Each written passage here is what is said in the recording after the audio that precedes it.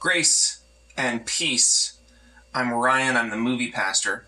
There's no spoiler alert today because I just want to talk to you about Star Wars as a saga. I want to talk about how I understand it, how I watch it, and why I love it. I am decked out in fan mode today. I'm wearing my hat that I got at the premiere of episode 1 when I was a small child. I, of course, did not get to go to the premieres of the original trilogy, though I saw them when they were in special edition and they came to theaters, though I have mixed feelings about the special editions, like a lot of the fandom. I love Star Wars. I think it is fantastic. And I think it's just a load of fun. It's had a ton of impact on my life, and so I'm deeply humbled to have seen The Rise of Skywalker, and to be giving my reflections on it in a spoilery video that I will link at the end here. But for now, I want to do a no spoilers discussion, pastor's love letter to the Star Wars series. If you're not a fan, you may not be aware that Star Wars is probably the most popular retelling of the monomyth for our era. The monomyth is a concept that was popularized by a sociologist by the name of Joseph Campbell. What he did was he studied the myths of all sorts of cultures around the world and found that in a lot of ways we're telling the same stories over and over and over again. So for instance, many cultures in the world have a story about the flood. Christians have that story, but so do the Chinese, so do the Hawaiians, so do some of the Native Americans, and there's this thing in our brains that wants to tell flood stories. Well, he put them all together and actually came to the conclusion that there's one story, one hero with 1,000 faces.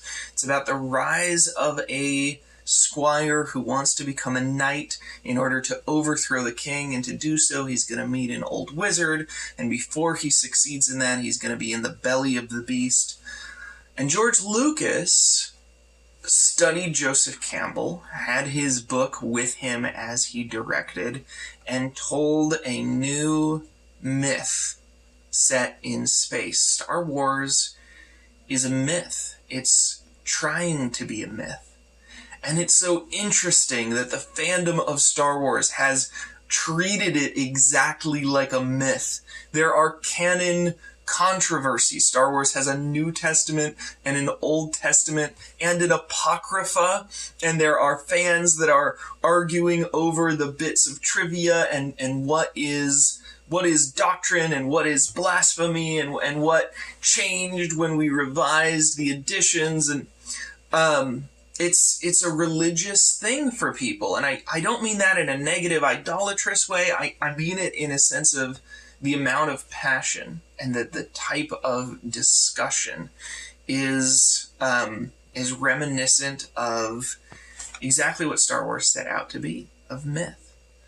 Well, another of the most popular retellings of the monomyth is The Lord of the Rings. You also have C.S. Lewis, who wrote the Narnia series. Many people have attempted to retell the monomyth from a Christian perspective, because indeed, Christianity is no exception to this phenomenon we see of people all over the world who are retelling the same old story. It's a lot of what my channel is about.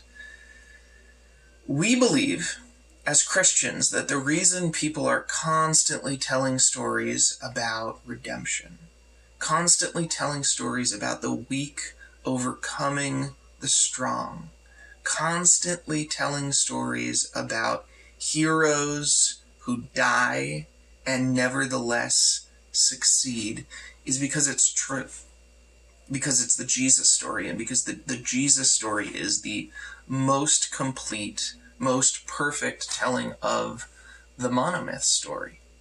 Well, Star Wars is the telling of the monomyth story for America in the 20th century. And Disney's working hard to make sure at the 21st as well. And so if, like Paul, who studied the Cretan prophets that he quotes in Titus, studied the Stoic prophets that he quotes in Acts, is familiar with the mythology of the people that he's trying to reach, I think that if you're a Christian, you ought to be familiar with Star Wars. You have a duty to familiarize yourself with what the people around you are discussing. Now, that's not always Star Wars. I grant that if your community is a non-nerdy community, maybe the context in which your people are speaking and they need to be reached is football. And I don't speak football. I haven't studied the victory narratives and the import of, what it means to win in football. But I have in Star Wars, and I see a lot of meaning in it. And when I do see meaning, that helps me appreciate it more. It helps me enjoy the films more, even when sometimes the films are disappointing. I think one thing the Star Wars fandom has taught us is what it means to like a movie on purpose.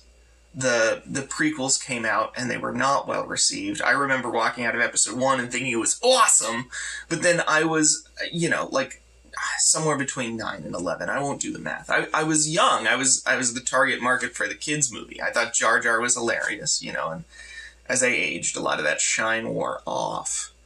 But people have come back and they've made memes and they've made jokes and running gags about these kind of mediocre movies and actually improved their enjoyment of them, and increased their enjoyment of them by deciding to like them, by trying to watch them and read them and understand them in a way that is enjoyable, to engage with them on purpose. And that's what I did with The Last Jedi. If you haven't seen The Last Jedi yet, but you feel like you want to jump into this pool, you want to know what everybody's talking about, I would encourage you to ask those questions as you watch. Ask those monomyth questions. Who's the hero here? Who here in this story is acting like Jesus, and in what way? What's being said about how heroes are, how battles are won and lost? I won't give you my answers because if you haven't seen the movie yet, I don't want to ruin anything for you. If you have seen the movie, check out this video. I'll talk more about it. Thank y'all. 'Twill be the old story.